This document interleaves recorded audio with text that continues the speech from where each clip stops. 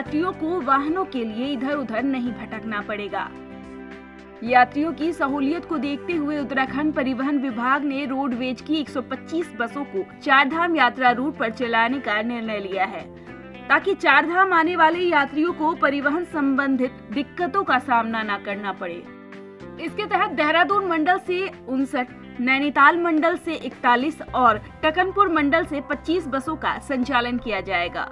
इन बसों का green card बनाए जाने की प्रक्रिया भी तेज हो गई है, ताकि इन बसों को यात्रा रूट पर संचालित किया जा सके। ये बसें कॉन्ट्रैक्ट कैरिज परमिट पर चलाई जाएंगी। इस बार हम लोग 125 बसें इस रूट पे लगाएंगे और इसके अलावा अगर विभाग को भी या कभी ऐसी ज़रूरत पड़ी कि जो यात्री कहीं पे भी स्ट्रैंडेड रहते हैं तो उसमें भी हम लोग परिवहन विभाग को भी बसें उपलब्ध कराएंगे।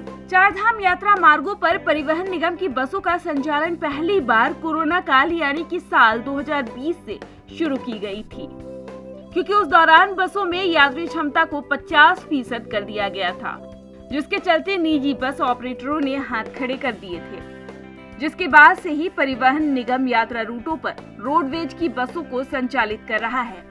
इन बसों के जरिए यात्री आसानी से चारधाम पहुंच रहे हैं। निगम की तरफ से और रूट्स और जो अतिरिक्त मैन पावर की जो ज़रूरत पड़ती है, जैसे कि बीच में ऋषिकेश डिपो है, हरिद्वार डिपो है या श्रीनगर डिपो है, यहाँ पे अतिरिक्त मैन पावर भी उपलब्ध कराएंगे और साथ ही साथ जो बसों के लिए कलपुर्जों की ज़रूरत पड़ती है, उपकरणों की ज़रूरत पड़ती है और आवश्यक सामग्री की जरूरत पड़ेगी, वो भी हम लोग पर्याप्त मात्रा में इस जगह पे उपलब्ध कराएंगे। इसके अलावा ऋषिकेश, हरिद्वार और श्रीनगर डिपो में अतिरिक्त मैन पावर के साथ ही जरूरी उपकरण भी उपलब्ध कराए जाएंगे। हमारी रिजर्व में बसें रहेंगी। अगर कहीं पे कोई बस में कोई प्रॉब्लम आती है या फिर कहीं यात्री ज़्यादा बढ़ जाते हैं तो इसके लिए हमारी आवश्यक रूप से जितनी पर्याप्त मात्रा में बसेस भी बीच के स्टेशन पे या डिपो में उपलब्ध रहेंगी।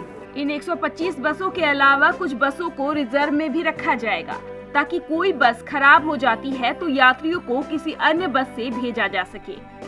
देहरादून से रोहित सोनी की रिपोर्ट, ETV भारत।